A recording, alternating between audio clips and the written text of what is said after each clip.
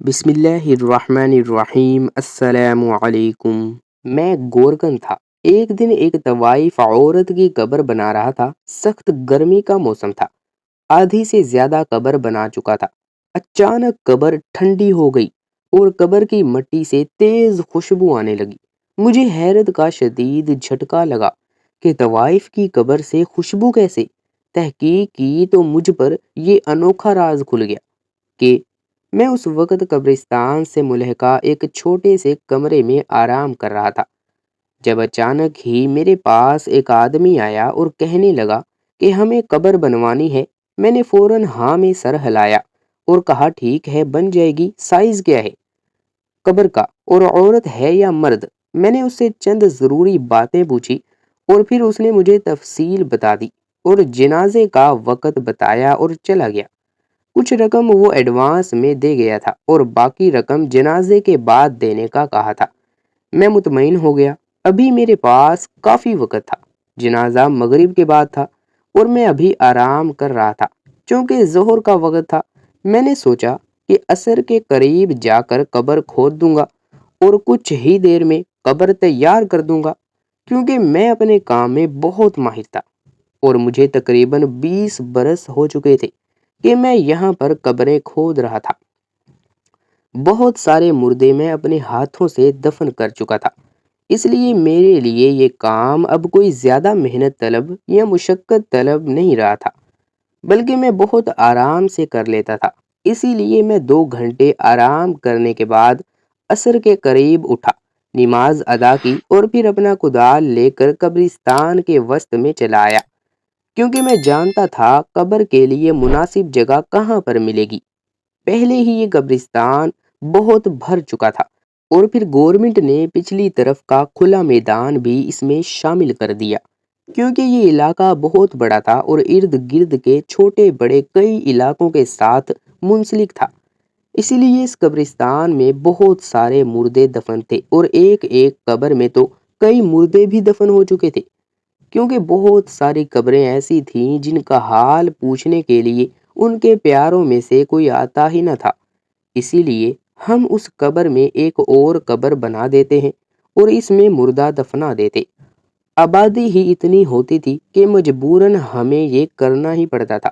آج بھی میں ایسے ہی ایک قبر کے اوپر قبر بنا رہا تھا، کیونکہ میں جانتا تھا اس قبر کے پیچھے بھی کوئی آنے والا نہیں ہے۔ اس قبر کا مردہ بھی اپنے پیاروں کا انتظار کر رہا ہے، لیکن کوئی بھی پلٹ کر کبھی اس کے پاس نہ آیا۔ میں نے قبر کھودنی شروع کی اور ابھی آدھی قبر کھودی ہی تھی کہ ایک دم مٹی ٹھنڈی سی ہو گئی۔ ایک دم ایسے لگا جیسے قبر میں بہت سارے اے سی چل گئے ہوں۔ موسم اچانک ٹھنڈا ہو گیا اور مجھ پہ کپ کپی سی طاری ہونے لگی، لیکن چونکہ ابھی میرا آدھا کام ہی مکمل ہوا تھا اور مجھے کام مکمل کرنا تھا، اس لیے میں نے جلدی جلدی قبر کو کھودنا شروع کیا۔ ابھی پہلے مجھے ٹھنڈک محسوس ہو ہی رہی تھی، لیکن جیسے ہی پوری قبر کھود لی تو ایک دم سے تیز خوشبو میرے نتنوں سے ٹکرائی۔ میں نے ارد گرد نظر گھما کر دیکھا، یوں لگ رہا تھا جیسے ڈھیروں گلاب اور موتیے کی مکس خوشبو مجھے آرہسی ہو، حالانکہ وہاں ایسا کچھ بھی نہیں تھا۔ قبرستان میں بھی اس وقت میں اکیلا تھا، پھر آخر یہ خوشبو کہاں سے آئی؟ میں نے بے دھیانی میں مٹی کو سونگھا تو یہ خوشبو اس مٹی سے آ رہی تھی۔ میں بہت حیران ہوا، یہ خوشبو بہت انوکھی تھی۔ اس نے میرے حواسوں کو ایک دم تازہ کر دیا اور مجھے ایک دم جیسے سکون سا محسوس ہونے لگا۔ میں کتنی ہی دیر قبر کے اندر کھڑا اس مٹی کو سونگھتا رہا، اس خوشبو کو محسوس کرتا رہا۔ میرا جسم تر و تازہ ہو چکا تھا، اعصاب مہکنے لگے تھے۔ میں سمجھ نہیں پا رہا تھا کہ آخر اس قبر میں سے اتنی خوشبو کیوں آ رہی ہے۔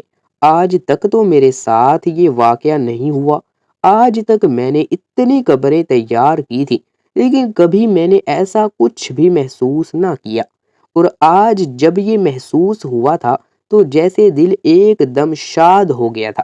تبھی میں نے سوچ لیا کہ یقیناً جو عورت مری ہے وہ بہت خاص ہوگی، کیونکہ اس کی قبر سے پہلے سے ہی خوشبو آنے لگی، حالانکہ ابھی تو اسے قبر میں اتارا بھی نہیں گیا۔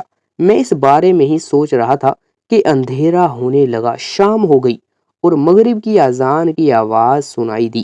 اب تھوڑی دیر میں ہی جنازہ آ جانا تھا۔ میں قبر سے باہر نکل آیا اور جنازہ گاہ کی طرف بڑھ گیا۔ اتنی دیر میں جنازہ بھی آ چکا تھا۔ میں نے جنازے میں شامل ہو کر نماز جنازہ ادا کی اور پھر ان سب کے ساتھ آ کر قبرستان میں میت کو دفنانے لگا۔ جنازے میں چند ہی لوگ شامل تھے اور ان میں سے بھی کچھ لوگ جنازہ پڑھتے ہی چلے گئے۔ اب صرف دفنانے کے لیے چند لوگ ہی باقی تھے۔ میں ان کے ساتھ ان کی نمائندگی کرتے ہوئے انہیں قبر تک لے آیا اور تبھی انہوں نے میت کو لحد میں اتارا اور کچھ دیر کے بعد مٹی برابر کر دی۔ میں نے محسوس کیا کہ مٹی برابر کرتے ہی خوشبو اور بڑھ گئی تھی اور ایسا لگا جیسے اس خوشبو سے آہستہ آہستہ کر کے سارا قبرستان مہکنے لگا۔ تبھی وہاں پر موجود لوگوں نے دعا کے لیے ہاتھ اٹھا دیے۔ میں نے بھی مغفرت کی دعا کی اور جیسے ہی وہ لوگ واپس پلٹنے لگے ان میں سے ایک سے میں نے کہا، مجھے کچھ پوچھنا ہے، کیا آپ بتا سکتے ہیں؟ اس نے آہستہ سے سر ہلایا تو میں نے کہا، آخر یہ عورت کون تھی؟ مرنے والی عورت کوئی بہت نیک عورت معلوم ہوتی ہے جو کہ اس کی قبر کی مٹی کے اندر سے انتہائی خوبصورت خوشبو آ رہی ہے۔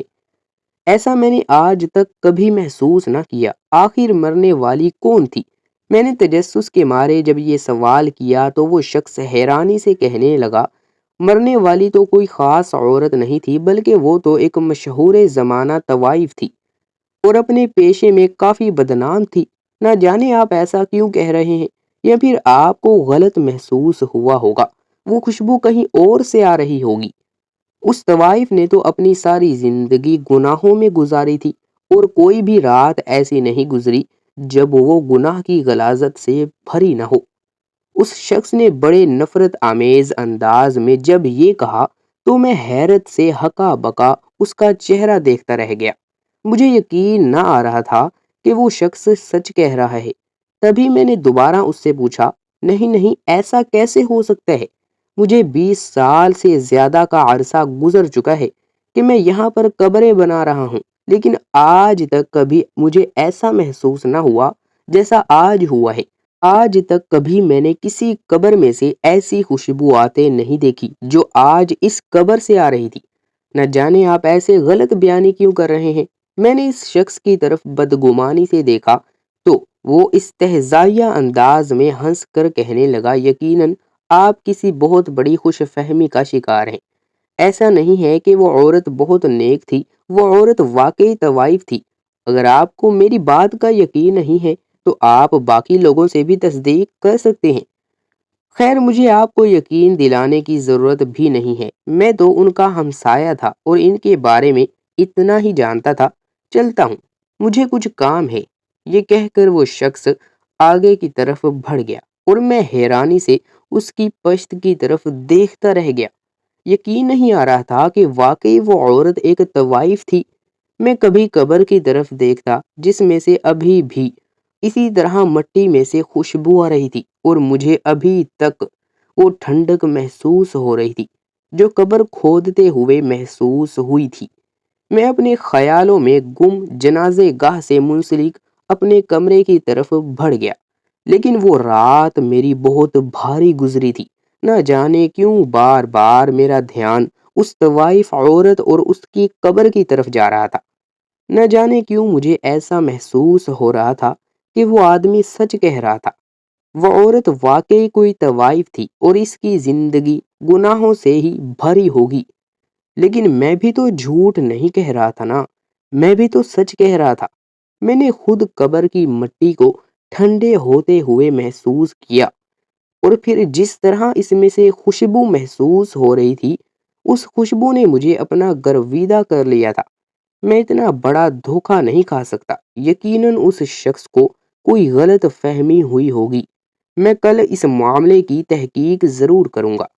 اپنے آپ سے سوچتا ہوں، الجھتا ہوا میں اسی طرح نیند میں ڈوب گیا کہ مجھے خبر بھی نہیں ہوئی۔ صبح جب میری آنکھ کھلی تو بے اختیار پہلا خیال مجھے اس قبر کا ہی آیا اور میں اپنے بڑھتے ہوئے قدموں کو روک نہیں پایا اور سیدھا اس قبر کے سرہانے پہنچ گیا جہاں کی مٹی ابھی بھی تازہ تھی اور اس مٹی میں سے ابھی بھی ویسے ہی خوشبو آ رہی تھی جیسے مجھے کل محسوس ہوئی تھی۔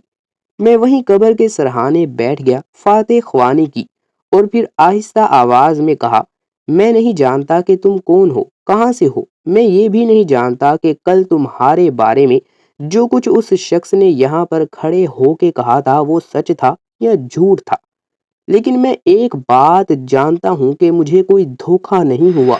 تمہاری قبر سے ابھی بھی ایسی خوشبو آ رہی ہے جیسے جنت کے باغات کی ہو سکتی ہے۔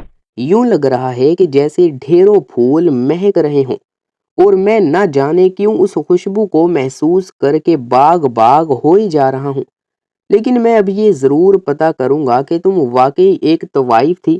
تو پھر آخر ایسا کون سا عمل تھا جس نے تمہاری قبر کو جنت کے باغوں میں سے ایک باغ بنا دیا اور اسے ایک مہکتے ہوئے پھول میں تبدیل کر دیا؟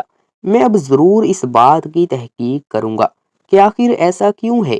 میں نے جیسے اس قبر کے مردے سے وعدہ کیا اور اپنے آپ سے اس عزم کو دہرایا اور وہاں سے اٹھ کھڑا ہوا۔ مجھے گورکن کا کام کرتے ہوئے اتنے برس ہو چکے تھے، لیکن آج تک کبھی میں نے کسی قبر میں سے ایسی مہک محسوس کی ہی نہیں تھی۔ بڑے بڑے حاجیوں، نمازیوں، پرہیزگاروں کے جنازے اس قبرستان میں آئے تھے اور انہیں اپنے ہاتھوں سے دفن کیا تھا۔ بہت ساری ایسی عورتیں جو بہت پردہ نشین تھیں اور ہمیشہ با پردہ ہو کر رہتی، 5 وقت کی نماز پڑھتی، شوہر کی وفادار تھیں، ان سب کے جنازے یہاں پر آئے، لیکن میں نے آج تک یہ خوشبو ان کے جنازوں میں یا قبر میں محسوس نہ کی۔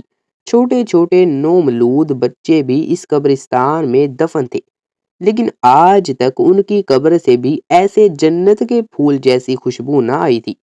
آخر کچھ تو ایسا خاص تھا اس عورت میں جو اس کی قبر مہک رہی تھی، اور اس کے آنے سے پہلے ہی وہ قبر ٹھنڈی ہو گئی تھی۔ میں نے اس ٹھنڈک کو اپنی ہڈیوں میں محسوس کیا تھا، اور میں جان گیا تھا کہ یقیناً اللہ نے اس عورت کے لیے کوئی خاص کرم فرمایا ہے۔ ہم اللہ کے راز تو نہیں جانتے، لیکن میں یہ جاننے کی کوشش ضرور کر رہا ہوں کہ آخر وہ عورت کون تھی، کیا تھی، اور آخر اس کا ایسا کون سا عمل تھا جس نے اسے اتنا نیک بنا دیا کہ وہ مرنے کے بعد ایک مہکتی ہوئی قبر کی مقیم بنی، جہاں پر اسے اللہ کی طرف سے معافی نامے کی نوید دی گئی۔ اس بات نے میرے اندر بہت زیادہ تجسس بھر دیا تھا، اس لیے میں اگلے ہی دن محلے میں چلا آیا اور وہاں سے مختلف لوگوں سے اس عورت کے بارے میں پوچھا، تو تبھی مجھے اس عورت کے گھر کا پتہ معلوم ہو گیا۔ اس عورت کے گھر میں ایک اور عورت رہتی تھی۔ لوگوں کا کہنا یہ تھا کہ وہ تو بدنام زمانہ طوائف تھی، اب تقریباً 1 سال سے اس محلے میں آ کر آباد ہوئی ہے۔ پہلے پہل تو لوگ اس کے کوٹھے کے اوپر جاتے تھے اور ساری ساری رات اس طوائف کے ساتھ رنگین کرتے تھے، لیکن اب جب سے وہ 1 سال سے یہاں پر آئی ہے، اس کے گھر میں کسی کو آتے جاتے نہیں دیکھا۔ نہ جانے کیا بات ہے، یا تو اس نے طوائف کا پیشہ چھوڑ دیا یا پھر اب اس کا گاہک نہیں لگ رہا تھا، اسی وجہ سے وہ دل برداشتہ ہو گئی۔ مختلف لوگ مختلف باتیں کر رہے تھے، اور اس دوران مجھے اس بات کی تصدیق تو ہو گئی تھی کہ اس دن قبرستان میں اس آدمی نے جو کچھ بھی کہا تھا وہ سب سچ تھا۔ وہ عورت واقعی کوئی طوائف ہی تھی، لیکن اگر وہ طوائف تھی اور اتنی زیادہ گناہوں سے بھری ہوئی تھی کہ اس کی ایک بھی رات اپنے کسی گاہک کے بغیر نہیں گزرتی تھی، تو پھر آخر ایسا کون سا عمل تھا جس نے اسے یہاں تک پہنچا دیا تھا اور وہ مرنے سے پہلے ہی بخشی جا چکی تھی؟ اس بات نے مجھے مجبور کر دیا تھا کہ میں اس کے گھر کا چکر ضرور لگاؤں، اور اس کے گھر میں جو عورت موجود ہے اس سے ضرور اس کے بارے میں معلومات حاصل کروں۔ یہی سوچ کر میں اس طوائف کے گھر پر چلا آیا۔ گلی میں موجود لوگوں نے مجھے بڑی عجیب نظروں سے دیکھا تھا کہ میں اپنے آپ ہی جیسے شرمندہ سا ہو کر رہ گیا تھا، لیکن میرے سامنے جو مقصد تھا میں وہ مقصد پورے کیے بغیر یہاں سے نہیں جا سکتا تھا۔ میں ایک بار تو اس عورت کے بارے میں معلوم کرنا چاہتا تھا، اب میں لوگوں کو کیا وضاحتیں دیتا پھرتا؟ لوگوں کی ذہنیت ہی ایسی تھی، اور وہ اس عورت کی وجہ سے مجھے بھی غلط سمجھ رہے تھے، حالانکہ نہ تو میں اس طوائف کو جانتا تھا، نہ ہی میں نے اسے دیکھا تھا، اور نہ ہی مجھے اس کے بارے میں کوئی بھی معلومات تھی۔ میں آج پہلی بار صرف یہ معلوم کرنے آیا تھا کہ اس طوائف کا کون سا نیک عمل اس کے لیے زاد راہ بن گیا کہ وہ آج مہکتی ہوئی قبر کی مکین ہے اور اللہ نے اسے معاف کر دیا ہے۔ دروازہ کھٹکھٹانے کے کچھ دیر بعد ایک بڑی مدہری سی آواز سنائی دی۔ کون ہے؟ میں اس آواز کے سحر میں کھو گیا تھا۔ واقعی طوائف کی آواز اور اس کا لوچ کچھ الگ ہی تھا، جو سننے والے کو مسحور کر دیتا ہے، اور اس وقت میں ایسی ہی جادو بھری کیفیت سے گزر رہا تھا۔ تبھی خود کو سنبھالتے ہوئے ڈپٹا اور کہا، جی میں ہوں گورکن، یہ جو محلے میں بڑا قبرستان ہے میں وہیں سے آیا ہوں، آپ سے کچھ ضروری بات کرنی ہے۔ میری بات سن کر وہ عورت جیسے چونک سی گئی تھی، اور تبھی کہنے لگی، کیا ہوا؟ نیلم کے بارے میں بات کرنے آئے ہیں؟ اس عورت نے نام لیا تو میں اسے کہنے لگا، جی میں نام تو نہیں جانتا، لیکن 2 دن پہلے ہی جن کی وفات ہوئی ہے ان کے بارے میں آپ سے کچھ بات کرنی ہے، کیا آپ مجھے کچھ وقت دیں گی؟ میں نے اس عورت سے نرمی سے کہا تو وہ چند لمحے سوچ کر کہنے لگی، ٹھیک ہے، آپ اندر آ جائیں۔ یہ کہہ کر اس نے دروازہ کھول دیا اور میں بے اختیار اندر داخل ہو گیا۔ اس عورت کے ہاتھوں اور پیروں پر مہندی لگی ہوئی تھی، جبکہ وہ جب چل رہی تھی تو اس کے پیروں کی پازیب ہلکی ہلکی گنگناہٹ کے ساتھ ایک آواز پیدا کرتی جو ماحول کو معنی خیز بنا رہا تھا۔ میں نے دل ہی دل میں لا حول ولا پڑھتے ہوئے اپنی نظروں کو جھکا لیا اور اپنے کان جیسے بند کر لیے۔ تبھی جس طرف اس کے قدم گئے میں بھی اس طرف مڑ گیا تو دیکھا یہ ایک بیٹھک نما کمرہ تھا جس میں فرشی نشستیں لگی ہوئی تھی۔ میں نے ایک طرف جوتا اتارا اور نیچے بیٹھ گیا۔ جب وہ عورت دروازے میں کھڑی ہو گئی اور کہنے لگی، کہیے آپ کو کیا کہنا ہے نیلم کے بارے میں، آپ کو کیا پوچھنا ہے؟ اب جب کہ وہ مر گئی، اس دنیا سے گزر گئی، تو اس کے عاشق اس دروازے تک پہنچنے لگے ہیں۔ اس عورت کے لہجے میں عجیب سی مایوسی اور تھکن تھی۔ تبھی میں نے بے اختیار اپنا سر اٹھایا اور اس کے چہرے کی طرف دیکھتے ہوئے کہا، نہیں نہیں، ایسا کچھ بھی نہیں ہے، آپ غلط سمجھ رہی ہیں۔ میں نے تو آج تک نیلم جی کو نہ کبھی دیکھا اور نہ ہی میں نے ان کے بارے میں جانتا ہوں، بلکہ میں تو آپ کے ساتھ کسی اور ہی معاملے پہ بات کرنے آیا ہوں۔ میری بات سن کر اس کی آنکھوں میں الجھن تیز ہونے لگی اور وہ پوچھنے لگی، آخر ایسی کیا بات ہے؟ میں تو سمجھی تھی کہ تم بھی اس کے کوئی عاشق ہو، جو اب اس کے مرنے کے بعد افسوس کا اظہار کرنے آئے ہو۔ میری بات سن کر اس نے جیسے ٹھٹھا لگایا، لیکن جب میں نے خاموشی سے اسے برداشت کیا اور کہا، نہیں ایسا کچھ ہے، دراصل میں آپ سے جاننا چاہتا ہوں کہ نیلم نے کھوٹا کیوں چھوڑ دیا اور وہ یہاں پر آ کر کیوں آباد ہو گئی، اور پھر ایسا وہ کون سا عمل کرتی تھی جس کی وجہ سے آج اس کی قبر سے خوشبوئیں اٹھ رہی ہیں، اور وہ ایسی خوشبو ہے جو دنیا میں کسی بھی اور خوشبو سے میچ نہیں کرتی، جسے آج تک شاید کوئی بنا نہیں پایا۔ میں اس خوشبو کا راز جاننا چاہتا ہوں۔ میں نے جب نیلم کی قبر کھودی تھی تو اس کی قبر کے اندر سے بے انتہا ٹھنڈی تھی اور اس میں سے خوشبوئیں آ رہی تھی۔ میں اس دن ہی سے اس کے بارے میں جاننا چاہتا تھا۔ کیا آپ مجھے بتا سکتی ہیں نیلم کی زندگی کیسی تھی اور اس نے ایسا کون سا عمل کیا کہ اللہ نے اس کے گناہوں کو معاف کر دیا اور اسے جنت کی نوید سنا دی اور اس کی قبر کو ٹھنڈک اور کشادگی اور خوشبوئیں بخش دیں؟ کیا مجھے آپ بتا سکتی ہیں؟ میں نے جلدی سے اپنا مدعا بیان کیا اور جسے سن کر اس عورت کی آنکھوں میں حیرت اتر آئی اور وہ حیرانی سے پوچھنے لگی، کیا واقعی آپ سچ کہہ رہے ہیں؟ کیا واقعی نیلم کی قبر سے خوشبو اٹھ رہی ہے؟ کیا واقعی اس کی قبر میں ٹھنڈک تھی؟ اس عورت کی آنکھوں کی حیرت زبان پر آ گئی تھی۔ تبھی میں نے بے ساختہ ہاں میں سر ہلایا اور کہا، جی بالکل ایسا ہی ہے۔ میں اسی لیے تو آپ کے پاس آیا ہوں تاکہ اس راز سے پردہ اٹھا سکوں اور جان سکوں کہ آخر نیلم کے کس عمل نے اسے یہ اعزاز بخشا ہے۔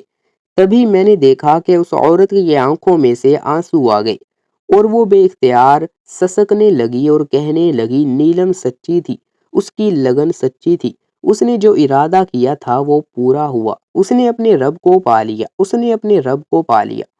وہ عورت روتے ہوئے بار بار اسی ایک فکرے کی گردان کر رہی تھی۔ میں حیران تھا کہ آخر وہ ایسا کیا جانتی ہے، آخر ایسا کیا سوچ رہی ہے۔